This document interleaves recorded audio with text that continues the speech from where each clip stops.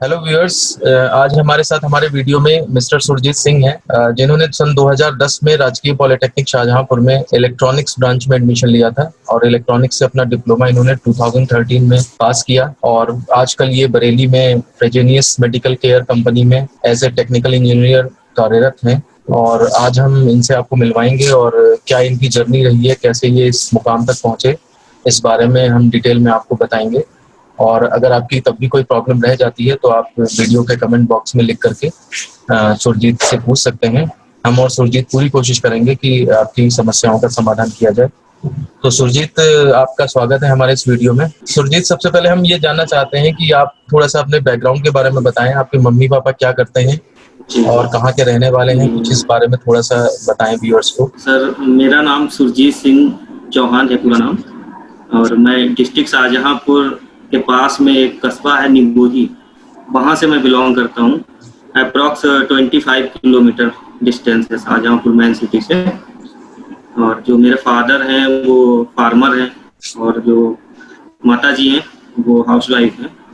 अच्छा। कि मैं हूँ, मुझसे छोटा भाई है वो फादर की हेल्प करता है, और उससे छोटी एक सिस्टर है वो बी फार्मा कर रही है, अभी फर्स्ट ईयर कंप्लीट हो गया, सेकंड ईयर में। और मैंने सर हाई स्कूल तक ही पढ़ाई करी थी। हाई स्कूल मैंने साइंस साइड से किया था। हाई स्कूल में ही मेरा फॉर्म डाल दिया था। हमारे एक सर थे जिनके पास मैं पढ़ा करता था, उन्हीं ने पॉलिटेक्निक का, तो उन्हीं ने मुझे सारा कुछ एडमिट कार्ड वगैरह लाके दे दिया था कि आपको एग्जाम देने जाना है। शाहजहांपुर आर्य महिला पीजी कॉलेज है वहाँ पे, तो मैं वहाँ पॉलिटेक्निक का एग्जाम देने गया। फिर वहाँ एग्जाम देने के बाद फिर अलॉटमेंट लेटर आया था एक कि आपका काउंसलिंग है बरेली में। तो फिर मैंने काउंसलिंग कराई थी बरेली में। बरेली काउंसलिंग कराने के बाद मुझे शाहजहांपुर इलेक्ट्रॉनिक्स ब्रांच में एडमिशन मिल गया था।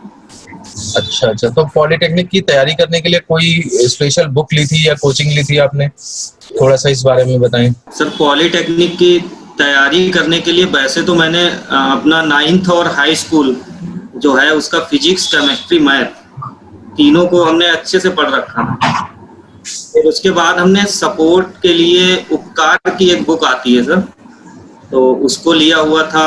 और एक बुक हमने और ली हुई थी अरिहंत की, तो उन दोनों बुक से मैंने हेल्प लिया। बाकी जो मेन था वो हमारा सर 9th और हाई स्कूल का फिजिक्स, केमिस्ट्री, मैथ। क्योंकि जब मैंने एग्जाम दिया था पॉलिटेक्निक का, एंट्रेंस एग्जाम दिया था, तो मैंने एग्जाम में ये देखा कि मोस्टली जो हमने पढ़ा हुआ है 9th हाई स्कूल वही उसमें आया हुआ था। बुक से क्या है, हमें एक व्यू मिल जाता है, एक आइडिया हो जाता है कि इस तरह का पैटर्न है हमारे पेपर का।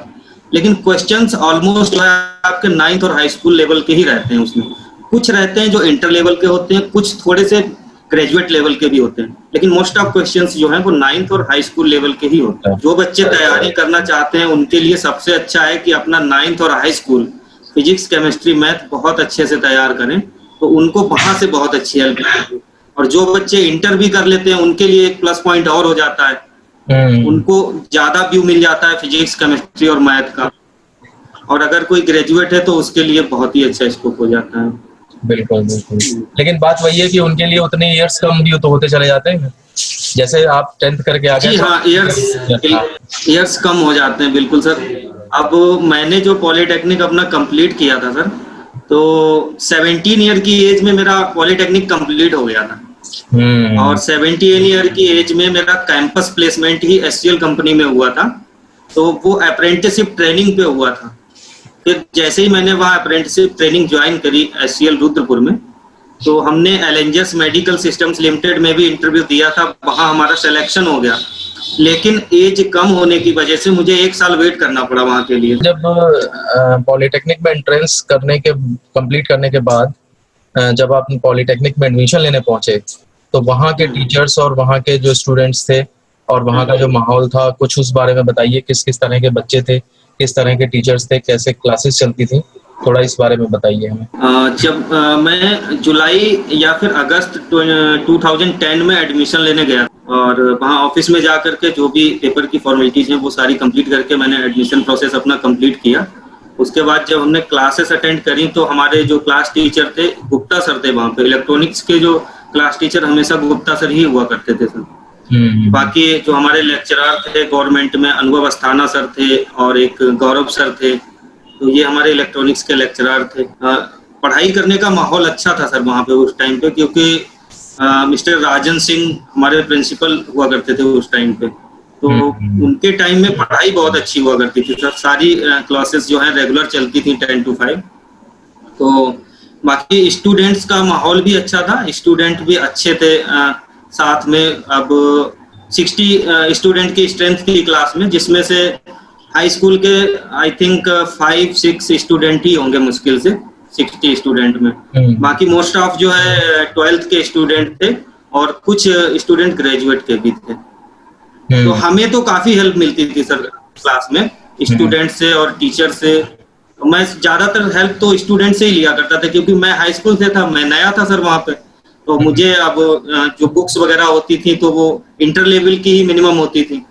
तो जो बच्चे इंटर करके आए थे तो उनसे हमें बहुत हेल्प मिलती थी, और ग्रेजुएट के स्टूडेंट से। अच्छा, फर्स्ट ईयर में कौन सा सब्जेक्ट आपको सबसे टफ लगता था और उसकी तैयारी आपने कैसे करी, थोड़ा सा इस बारे में अगर बताएं। फर्स्ट ईयर में सर एक्चुअली मैं पॉलिटेक्निक में, मेरे लिए सारे सब्जेक्ट ही नए थे वैसे तो। चाहे वो हमारे इलेक्ट्रॉनिक्स ट्रेड से हों, वो सबके लिए नए हो गए, और चाहे वो हमारे बाकी बेसिक सब्जेक्ट हों। फर्स्ट ईयर में मोस्टली बेसिक सब्जेक्ट थे। 2 सब्जेक्ट हमारे जो हैं वो कोर ब्रांच के थे। हमारा एक इलेक्ट्रॉनिक्स का था और एक इलेक्ट्रिकल का था। तो वो सबके लिए थोड़ा टफ पढ़ते थे, तो मेरे लिए भी थोड़े से टफ थे। बाकी सारे सब्जेक्ट जो थे और लोगों के लिए इजी थे, लेकिन हमारे लिए वो भी चैलेंजिंग थे। वही हमने सर जो स्टूडेंट हैं, स्टूडेंट लोगों से हमने हेल्प ली काफी, बाकी टीचर्स ने सपोर्ट किया, क्योंकि हमें सर सारे सब्जेक्ट में चैलेंज फेस करना पड़ता था। तो मुझे सारे टफ लगते थे सब्जेक्ट सर। स्टूडेंट और टीचर की हेल्प से मैंने जो है अच्छे से पढ़ाई कर पाई सर वहाँ पे। अच्छा, सेकेंड ईयर में और थर्ड ईयर में क्या मतलब कोई सब्जेक्ट ऐसा रहा हो जो टफ लगता हो? सेकेंड ईयर में सर डिजिटल इलेक्ट्रॉनिक्स का सब्जेक्ट था जो मुझे थोड़ा सा टफ लगता था।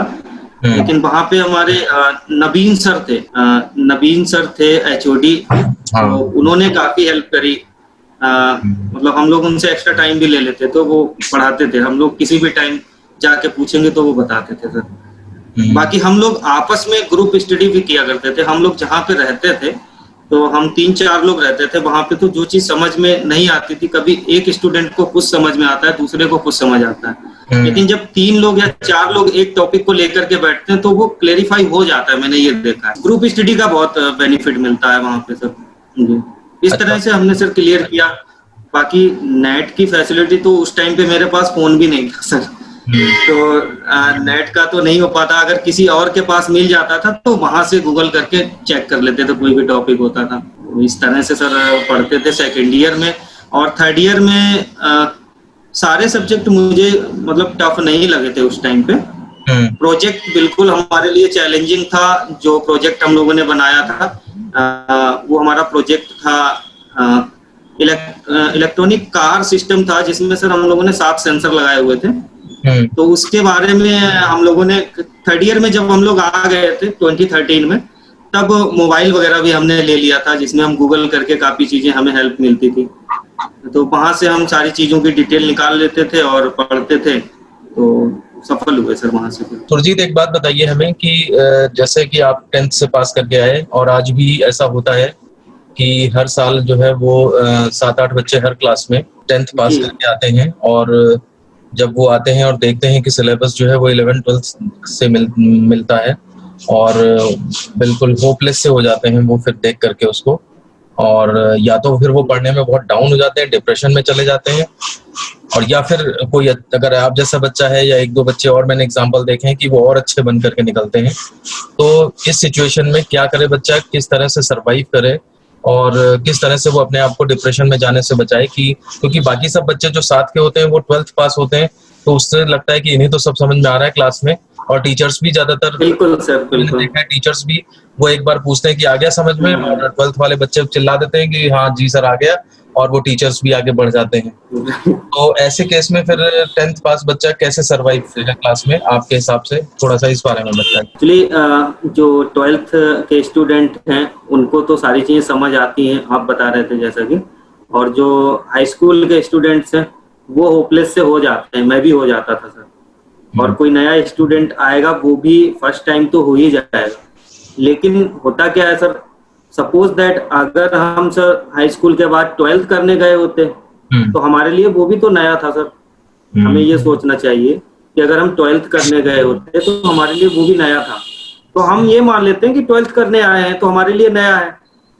अब जो स्टूडेंट्स 12th करके आए हैं उनके लिए एक बार पढ़ा हुआ है तो उन्हें इजी लगता है। हमारे लिए नया है, हमें कुछ चैलेंजिंग करने को मिला है और हमें उस चैलेंज को एक्सेप्ट करना चाहिए, जिससे कि हमें पता लगता है हमारी कैपेबिलिटी क्या है। अगर हम होपलेस हो जाएंगे और नहीं हमसे नहीं हो पाएगा, बाकी स्टूडेंट्स कर ले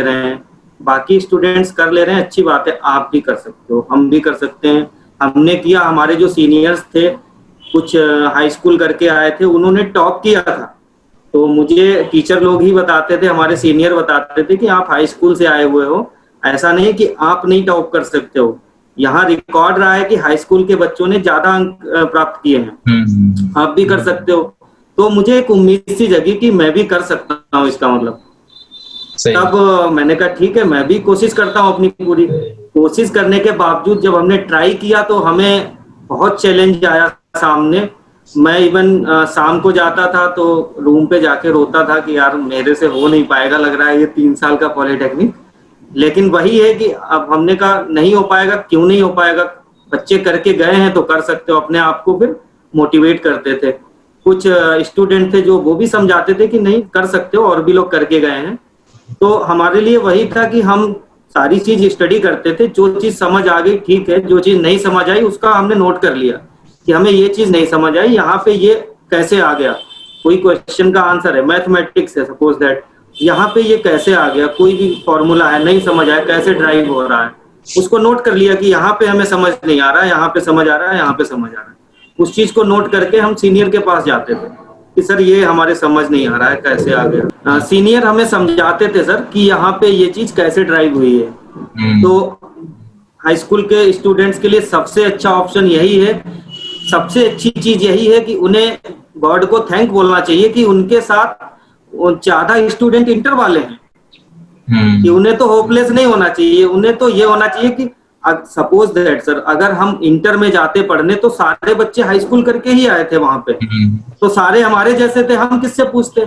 यहाँ पे तो इंटर के स्टूडेंट हैं, बीएससी के स्टूडेंट हैं, तो हमारे लिए एक मीडियम और बढ़ गया टीचर के अलावा कि हम उनसे पढ़ सकते हैं। बिल्कुल सही बात है। तो हम उनसे ज्यादा पढ़ते थे वहां पे। उसके बाद अगर कोई चीज नहीं समझ आ रही है तो हम जाके टीचर से भी कंफर्म कर लेते हैं। ठीक, इस तरह से सर हम पढ़ाई करते थे। आज के टाइम में एक चीज और ऐड हो गई है, गूगल सबके पास आ गया है, अब हर कोई अपने फोन से एक्सेस करके सारी चीज चेक कर सकता है। कहने का मतलब यह है कि आप जैसे कहते हैं ना, आपदा को अवसर में बदलिए।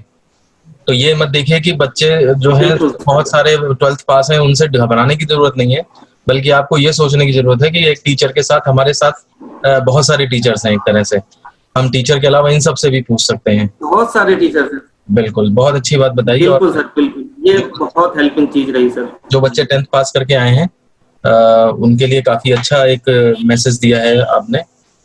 अब इसके बाद मैं जानना चाहता हूँ कि आपका पढ़ने का समय क्या रहता था? दिन में पढ़ते थे, रात में पढ़ते थे, या सुबह जल्दी उठ के पढ़ते थे? क्योंकि कई बच्चे ऐसे हैं जिनकी सुबह आंख नहीं खुल पाती है 7-8 बजे से पहले, तो क्या वो लेट नाइट पढ़ के अपना काम चला सकते हैं, या सुबह उठ करके पढ़ना जरूरी है, जल्दी उठ करके? तो इस बारे में थोड़ा सा बताएं, आप कैसे क्या करते थे? जी जी जी, मैं बताता हूँ सर। मैं एक्चुअली क्या करता था सर, 10 to 5 तो हमारा कॉलेज में ही रहता था।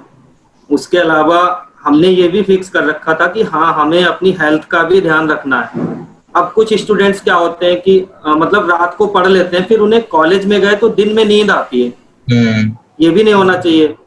तो हम क्या करते थे, हमने 6 आवर्स जो है हमारा स्लीपिंग टाइम है, तो हमें 6 आवर्स स्लीप करना है। हम क्या करते थे, हम कभी ये सर फिक्स नहीं करते थे कि हमें लेट नाइट स्टडी करनी है, या हम अभी शाम को सो जाते हैं, मॉर्निंग 2 AM 3 AM उठ के पढ़ाई करेंगे।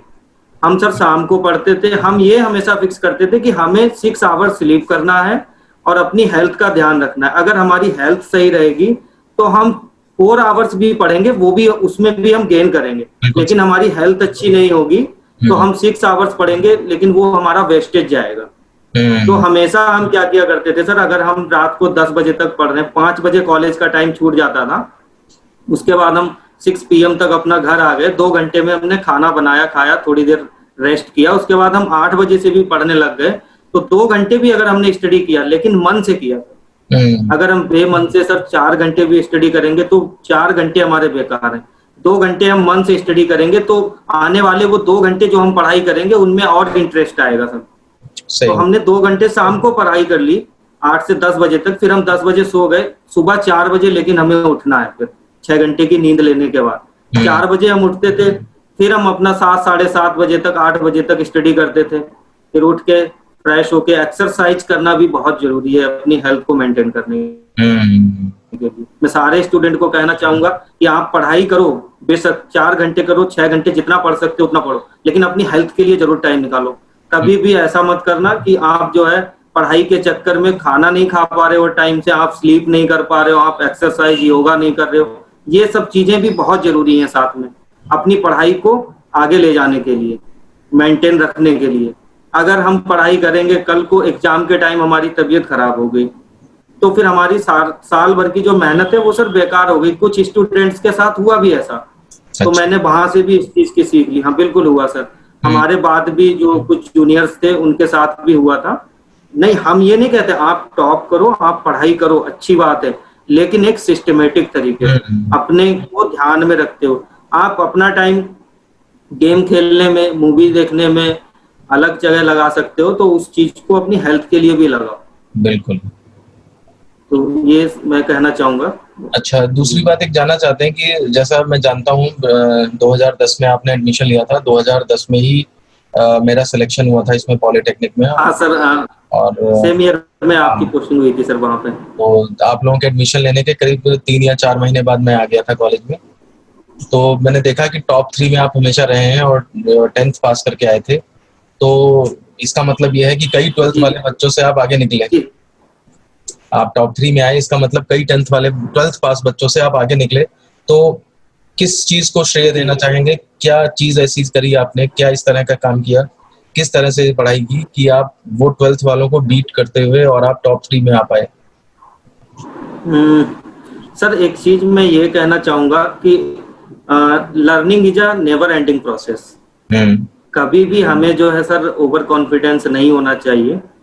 तो अब कुछ स्टूडेंट्स में ये होता है कि थोड़ा आ जाता है, उन्होंने कहा ठीक है हमें समझ आ रहा है, अब ज्यादा पढ़ने की जरूरत नहीं है। लेकिन मुझे ऐसा लगता है कि बुक का स्टार्टिंग का जो वर्ड है वहां से लेकर के लास्ट के वर्ड तक बहुत कुछ सीखने को है। तो आप कुछ भी मिस मत करो, आपके पास टाइम है तो आप उसमें लर्न करो। जरूरी नहीं है कि हम जो हमारे एग्जाम में पूछा जा रहा है हम वही चीज पढ़ें। बुक में एक्स्ट्रा भी दे रखा होता है जो आपके काम में बहुत आता है आगे चल के, वो भी सारी चीजें पढ़नी चाहिए। मेरा कहने का मतलब यही है। तो मैं वो सारी चीजें पढ़ता था। और एग्जाम में क्या होता है सर, ज्यादातर क्या होता है कि कॉमन क्वेश्चंस आते हैं, ठीक है सर, तो वो सबको ही पता है कि कॉमन क्वेश्चंस ये आने हैं, हमें भी पता है, आपको भी और दूसरे स्टूडेंट को। उन क्वेश्चंस को तो हर कोई हल कर लेगा सर, लेकिन जो 20% या 25% या 10% जो ऐसे क्वेश्चंस आ रहे हैं टफ वाले, उन स्टूडेंट्स को जो कर ले जाता है वो आगे निकल जाता है सर। सही बात है। तो ये चीज थी मेरे अंदर कि मैं कोई चीज वहां पे स्किप नहीं करता था, कोई छोड़ता नहीं था। मुझे लगता था कि ठीक है ये हमारा तैयार हो गया तो लाओ हम इसको भी स्टडी कर लेते हैं, इसको भी पढ़ लेते हैं।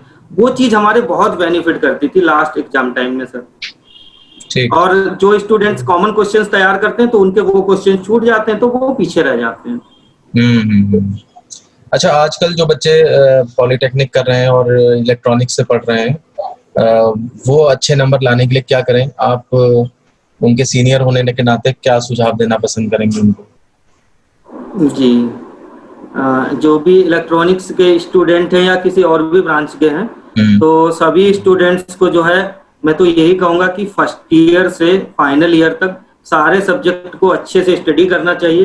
देखो हम लोग जो हाई स्कूल में पढ़ते हैं या फिर इंटर में पढ़ते हैं या फिर बीएससी में पढ़ते हैं, नॉर्मल स्टडी करते हैं, लेकिन इंजीनियरिंग ऐसा सब्जेक्ट है जहाँ पे हम उस चीज को पढ़ते हैं और कैसे उस चीज को अप्लाई करते हैं, ये हम सीखते हैं कि उस स्टडी को हमने कैसे अप्लाई करना है। तो हमें उसको प्रैक्टिकल वे में ज्यादा पढ़ना चाहिए। अगर हम किसी चीज का प्रैक्टिकल कर सकते हैं, आप देखेंगे कि इलेक्ट्रॉनिक्स में बहुत सारे प्रैक्टिकल होते हैं, मैंने बहुत सारे प्रैक्टिकल किए। तो प्रैक्टिकल वे में करने से बहुत कुछ समझ में आता है। अच्छा, जॉब के बारे में आपने सोचना कब स्टार्ट किया? अपने सेकेंड ईयर में, फर्स्ट ईयर में, या पहले से प्लान था कोई, या थर्ड ईयर में सोचना स्टार्ट किया कि क्या जॉब करेंगे, कैसे? जी, जब मैं सर पॉलिटेक्निक कर रहा था तो मुझे तो लगता था कि हाँ 3 साल का मेरा डिप्लोमा हो जाएगा, मैं इंजीनियर हो जाऊंगा, अच्छी सैलरी मिलेगी, अच्छी कंपनी में जाऊंगा, थोड़े ही समय में गाड़ी और सब चीजों की हमारे पास। लेकिन सर सोचने में अच्छी बात है, सोचना भी चाहिए, मिलता भी है, लेकिन प्रैक्टिकलिटी में थोड़ा सा डिफरेंस होता है। हमने सर मतलब सोचता था मैं फर्स्ट ईयर से ही कि हाँ 3 साल का डिप्लोमा करके फिर जॉब करूंगा जैसा बताया। फाइनल ईयर में तो एचसीएल कंपनी का प्लेसमेंट सिलेक्शन ही हुआ था वहां पे। तो कंपनी आई हुई थी, कुछ स्टूडेंट्स को लेके गई थी, इंटरव्यू लिए थे, जो स्टूडेंट सेलेक्ट हो गए उनको लेकर के गई एचसीएल रुद्रपुर में सर।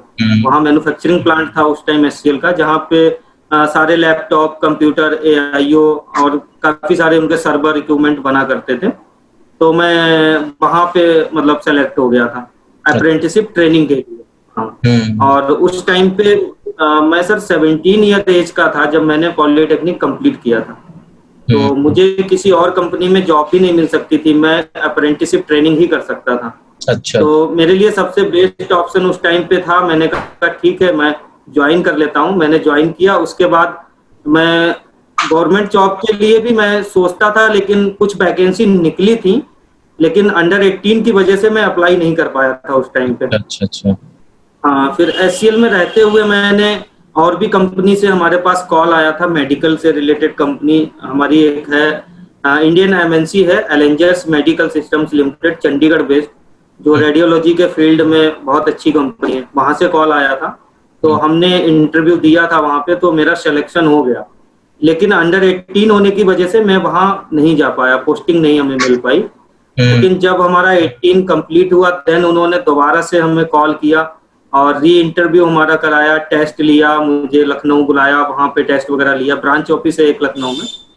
तो फिर से मैं वहां सेलेक्ट हो गया और उसके बाद मैंने 4.5 साल एलेंजर्स मेडिकल सिस्टम्स लिमिटेड में काम किया। एचसीएल कंपनी पे था सर मैं, कि एचसीएल कंपनी में मेरा सिलेक्शन होने के बाद फिर हमने एलेंजर्स मेडिकल सिस्टम्स लिमिटेड कंपनी, जो कि हमारी चंडीगढ़ बेस्ड कंपनी है, इंडियन एमएनसी है, रेडियोलॉजी के फील्ड में काम करती है, उसमें मैंने इंटरव्यू दिया और मेरा सिलेक्शन हो गया। फिर उस कंपनी ने मुझे हल्द्वानी पोस्टिंग दी थी सर।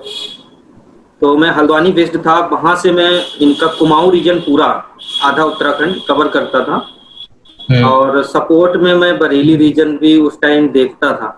अच्छा। यहाँ पे एक इंजीनियर पोस्टेड थे, जब उन्हें नीड होती थी तो मैं यहाँ पे भी आता था।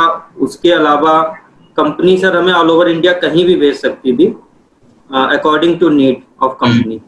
तो वो लोग मुझे कभी साउथ इंडिया में मैंने बहुत काम किया है, 3-3 महीने में कंटिन्यू केरल, कर्नाटक, तमिलनाडु और तेलंगाना, हैदराबाद में मैं काम करके आया हूँ सर। और 4.5 साल तक इस तरह से हमारी जर्नी रही। कंपनी मतलब ऑल ओवर इंडिया हमें कहीं भी भेज सकती थी, तो हम उस चीज के लिए रेडी रहते थे हमेशा, क्योंकि हमें भी नई चीजें एक्सप्लोर करना बहुत अच्छा लगता था।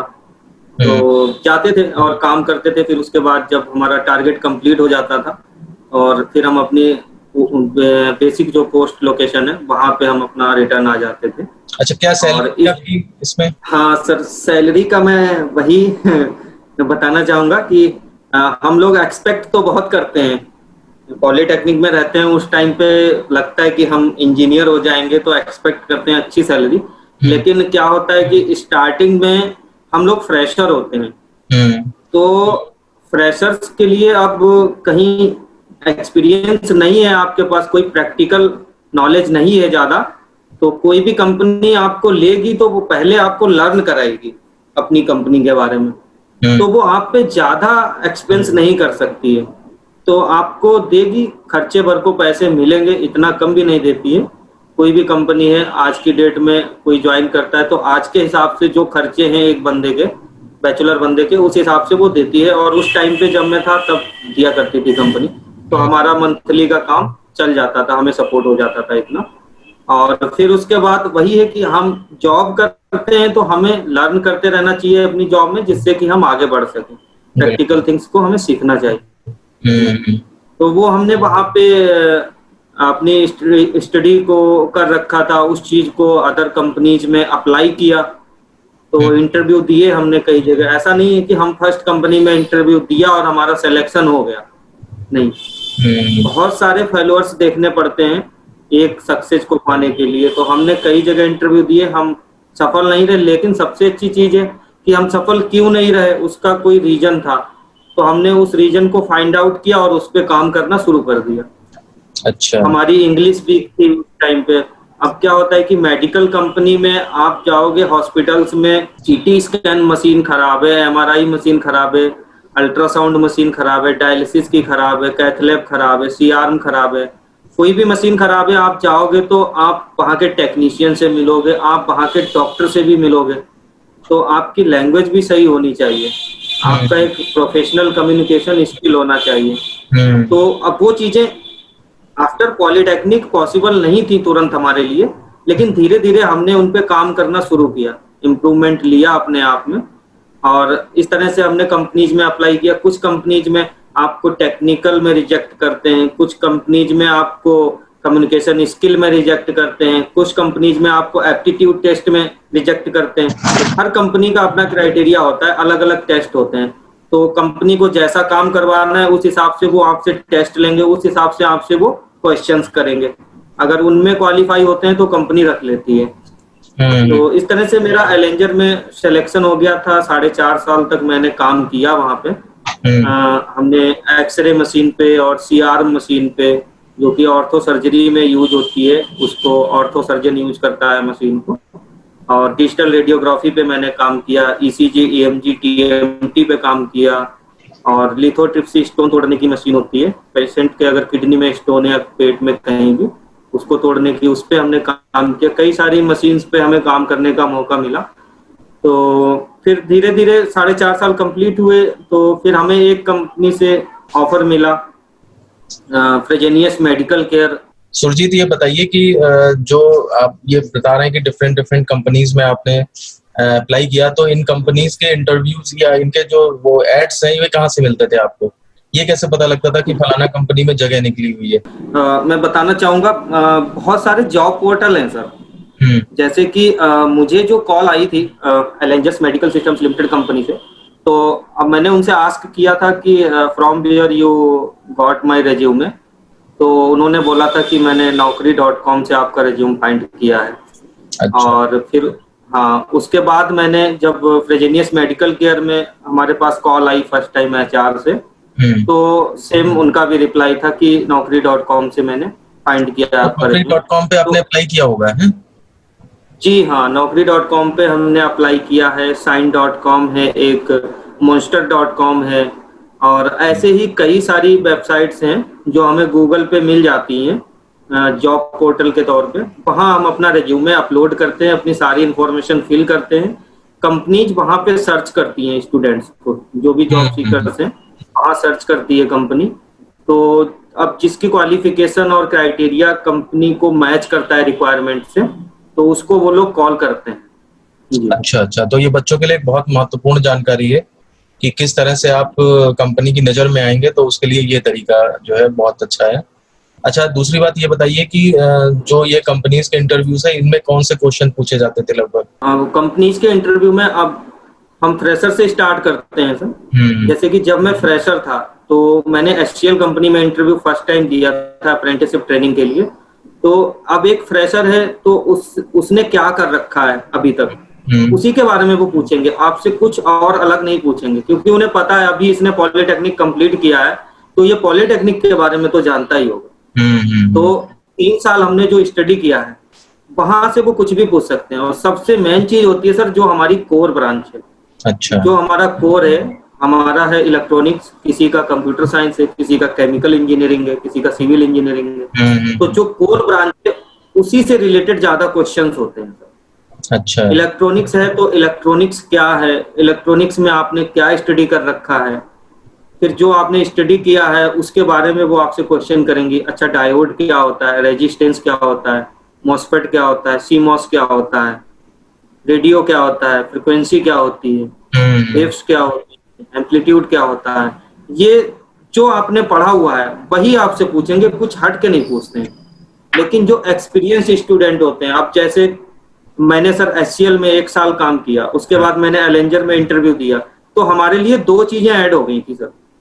अच्छा। एक तो पॉलिटेक्निक का भी वो लोग पूछते थे इलेक्ट्रॉनिक्स से रिलेटेड, क्योंकि हमें मेडिकल इक्विपमेंट में काम करना था, तो वहाँ इलेक्ट्रॉनिक्स काफी होता है, इलेक्ट्रिकल भी होता है, मैकेनिकल भी होता है, लेकिन मोस्ट ऑफ इलेक्ट्रॉनिक्स होता है। वो लोग इलेक्ट्रॉनिक्स स्टूडेंट को ही प्रीफर करते हैं।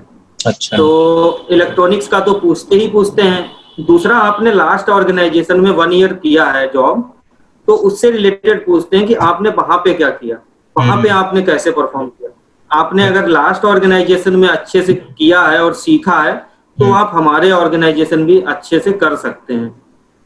तो हमें जब भी किसी भी कंपनी में जॉब करनी है, तो सबसे महत्वपूर्ण यही है कि हमें उस कंपनी के बारे में भी अच्छे से पता होना चाहिए। जो हमने काम किया है उसके बारे में हमें अच्छे से पता होना चाहिए, जिससे कि हम जो नेक्स्ट कंपनी में जाने की सोच रहे हैं उसको हम बता सकें कि हम वहां पे ये करते थे और ऐसे करते थे।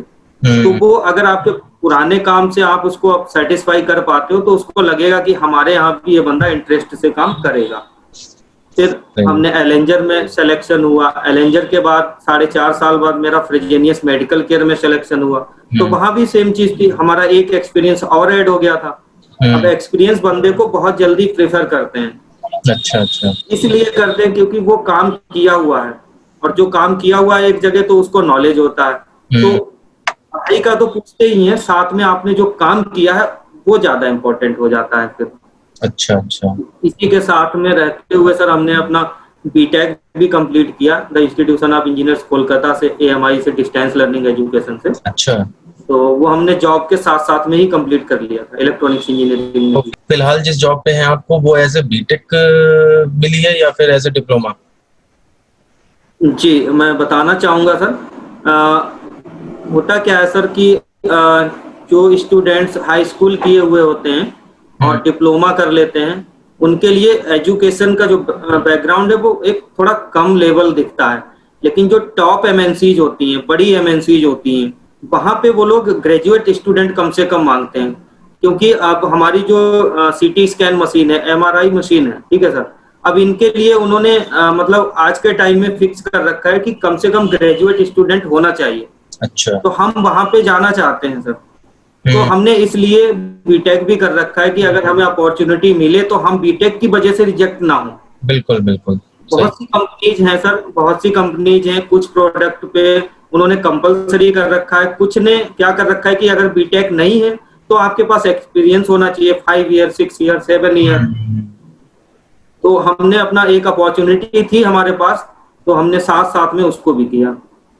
अच्छा, अगला क्वेश्चन मेरा ये है कि हिंदी के बारे में थोड़ा सा है कि मोस्टली बच्चे जो पॉलिटेक्निक्स में आते हैं हमारे यहाँ, वो हिंदी मीडियम के होते हैं। तो आप ये बताइए कि हिंदी क्या मीडियम कंटिन्यू करके क्या बाहर क्या स्कोप है, या इंग्लिश सीखना जरूरी है उनके लिए, या केवल जो वो कम्युनिकेशन सब्जेक्ट पढ़ते हैं उससे उनका काम चल जाएगा, या स्पीकिंग के लिए अलग से कोर्स करें? क्या चीज, इस बारे में कुछ बताइए। मैं एक्चुअली सर, मैं जहाँ से बिलोंग करता था, निगोही क्षेत्र से, तो वहाँ पे इंग्लिश का इम्पोर्टेंस तो बहुत ही कम है। अब छोटी सी एक बुक पढ़ी रहती है हमने हाई स्कूल में, उसके बाद पॉलिटेक्निक में भी इंग्लिश का एक कम्युनिकेशन का बुक होता है, तो नॉर्मल ही होता है, बहुत ज़्यादा नहीं। तो उतना स्टैंडर्ड लेवल का तो हम लोग नहीं सीख पाते हैं, लेकिन बेसिक चीज़ें वहाँ से सीख जाते हैं। हाई स्कूल में भी सीखते हैं और वहाँ भी सीखते हैं। तो बेसिक हमारा स्ट्रांग होता ही है। हमें क्या होता है कि बस फ्लुएंसी नहीं होती है इंग्लिश में। जो हम मतलब इंटरव्यू देने जाते हैं तो वहाँ पे हमारे लिए बहुत चैलेंजिंग हो जाता है। अब कंपनी क्या करती है सर, कंपनी में वो देखती है कि अब किसी स्टूडेंट को अगर इंग्लिश अच्छी आ रही है, उनकी रिक्वायरमेंट भी है कि इंग्लिश कम्युनिकेशन में बंदा मिल जाए, तो फिर वो हिंदी वाले को बिल्कुल रिजेक्ट करती हैं सर। अच्छा। ये मोस्ट ऑफ जो हमने देखा है वो प्राइवेट कंपनीज में ऐसा होता है। गवर्नमेंट जॉब में तो हिंदी को काफी प्रेफरेंस है, लेकिन प्राइवेट जॉब में जो है इंग्लिश को प्रेफरेंस ज्यादा है। तो उसके लिए क्या है कि जब हम मान लो फर्स्ट ईयर कंप्लीट किया, स्टूडेंट के लिए मैं कहना चाहूंगा, फर्स्ट ईयर आपने कंप्लीट किया, उसके बाद आपके पास 1 मंथ का टाइम होता है, 2 मंथ का, 50 to 60 डेज जो भी टाइम है, उसको वो लोग यूज कर सकते हैं वहां पे, जैसा कि मैंने भी किया था। मैं अपना फर्स्ट ईयर कंप्लीट करने के बाद, अब 2 ऑप्शन होते थे, सेकेंड ईयर की भी पढ़ाई कर सकते हैं और साथ में टाइम बचता है तो हम अपना इंग्लिश स्पीकिंग कोर्स ज्वाइन कर लेते थे। अच्छा अच्छा अच्छा। ऐसे ही सेकेंड ईयर के बाद, हाँ सेकेंड ईयर के बाद भी हम छुट्टियों में घर ना जा करके हम 1 मंथ या 2 मंथ का जो टाइम हमारा बचता था उसमें हम इंग्लिश स्पीकिंग का कोर्स ज्वाइन कर लेते थे।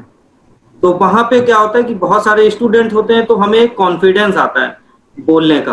हम्म। पहले तो क्या होता है कि स्टूडेंट को 4 लोगों के बीच में बैठ के बोलना ही नहीं आता है, हिंदी में भी बोलना नहीं आता है, वो डरता है। बिल्कुल। लेकिन जब वो बैठना सीख जाता है, 4 लोगों के बीच में बोलना सीख जाता है, फिर धीरे कॉन्फिडेंस आता है, फिर वो इंग्लिश भी धीरे धीरे, पता तो सबको होता है सर इंग्लिश की बेसिक चीजें, जो स्टूडेंट पॉलिटेक्निक करता है, हाई स्कूल इंटर करता है, तो इंग्लिश इतने अच्छे से पढ़ाई जाती है सर वहाँ पे, ग्रामर, तो वहाँ से बेसिक चीजें जो है सारी क्लियर हो जाती हैं। अच्छा, दूसरी बात मैं पूछना चाहता हूँ कि जैसे मान लिया सपोज करिए इलेक्ट्रॉनिक से किया या किसी और ट्रेड से बच्चे ने पॉलिटेक्निक किया और मान लिया 6-7 महीने तक उसकी जॉब नहीं लगती है, तो उसके मन में निराशा आने लगती है कि क्या कहीं गलत ट्रेड तो नहीं ले ली मैंने, इस ट्रेड्स की बजाय दूसरी ट्रेड से किया होता पॉलिटेक्निक तो ज़्यादा सही रहता। तो ऐसे में बच्चा निराशा से बचने के लिए क्या करे, क्या उसे करना चाहिए? देखिए सर, ट्रेड जैसा कि है, ट्रेड तो कोई भी गलत नहीं होती है।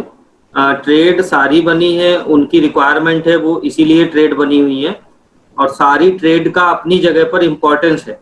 इलेक्ट्रॉनिक्स का अपनी जगह पर इम्पोर्टेंस है, वहां पे सिविल इंजीनियर आके कुछ नहीं कर सकता है, और जहाँ पे सिविल इंजीनियर का काम है वहां पे इलेक्ट्रॉनिक्स इंजीनियर कुछ नहीं कर सकता है। तो सारी ट्रेड अच्छी हैं, कोई भी ट्रेड हो पॉलिटेक्निक की, तो बस ये है कि हमारा इंटरेस्ट होना चाहिए उस चीज में।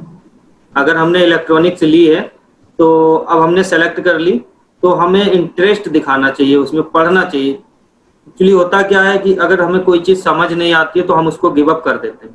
गिव अप ना करके उस चीज को हमें हैंड में ले करके सीखना चाहिए, हमें उसमें घुसना चाहिए। एक बार अगर हमारे वो चीज समझ में आने लगी तो फिर इंटरेस्ट जग गया, तो फिर हमें first year, second year, third year, तीनों साल मजा आएगा पढ़ाई करने में और बोरियत नहीं फील होगी।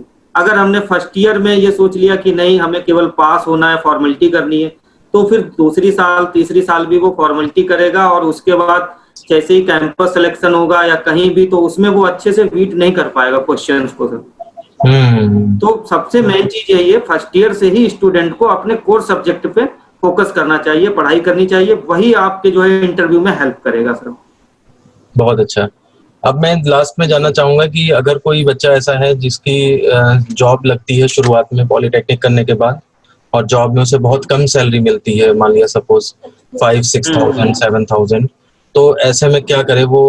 मतलब क्या उस जॉब को करे या फिर उसको छोड़ करके दूसरी जॉब के लिए सर्च मारे, या उसको क्या करना चाहिए उस टाइम पे, ये थोड़ा सा बताएं। मैं यही कहना चाहूंगा सर कि आपको जो भी जॉब मिली है आप उसको एक्सेप्ट कर लो और उस टाइम पे उसे कंटिन्यू करो, बट अपनी लर्निंग को कभी एंड मत होने दो, और ना उस जॉब में आप सेटिस्फाई हो जाओ, क्योंकि हमारे जैसे ही स्टूडेंट बहुत अच्छी अच्छी जगह जॉब कर रहे हैं, उन्होंने भी एक समय में शुरुआत करी थी, और इवन मैंने भी शुरुआत करी थी। मैंने जब शुरुआत करी थी सर, हमारी जो सैलरी हुआ करती थी वो 4200 हुआ करती थी उस टाइम पे।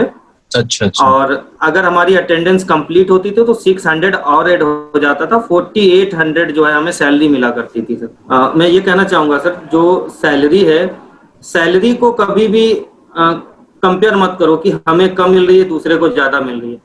जो मनी है सर, मनी तो हमारे टैलेंट के अकॉर्डिंग ही मिलेगा। उस टाइम पे सेम कंपनी में हम 4200 रुपए पाते थे, लेकिन कोई 42,000 रुपए भी पाता था सर, कोई 1 लाख रुपए भी पाता था, लेकिन उन लोगों ने भी शुरुआत कभी कम से ही करी थी। सही। अभी हमारा जो लेवल है वो 4200 का है, तो हमें उसको अपग्रेड करना है, हमें लर्निंग करनी है, हमें सीखना है, हमें आगे बढ़ना है। तो हमें ये नहीं होना चाहिए कि नहीं हम 4200 की जॉब नहीं करेंगे, हम तो 42,000 की मिलेगी तभी करेंगे, ऐसा नहीं।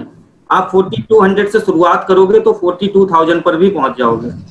सही बात है। तो हमने उस टाइम पे 4200 से शुरुआत करी थी, लेकिन अपनी लर्निंग को हमने कंटिन्यू रखा, हम ट्राई करते रहे अदर कंपनीज में, और अदर कंपनीज में ट्राई करेंगे स्टूडेंट्स जरूर फेल होंगे, और कभी भी उस चीज से निराश ना हो कि हम इंटरव्यू दिए लेकिन फेल हो गए।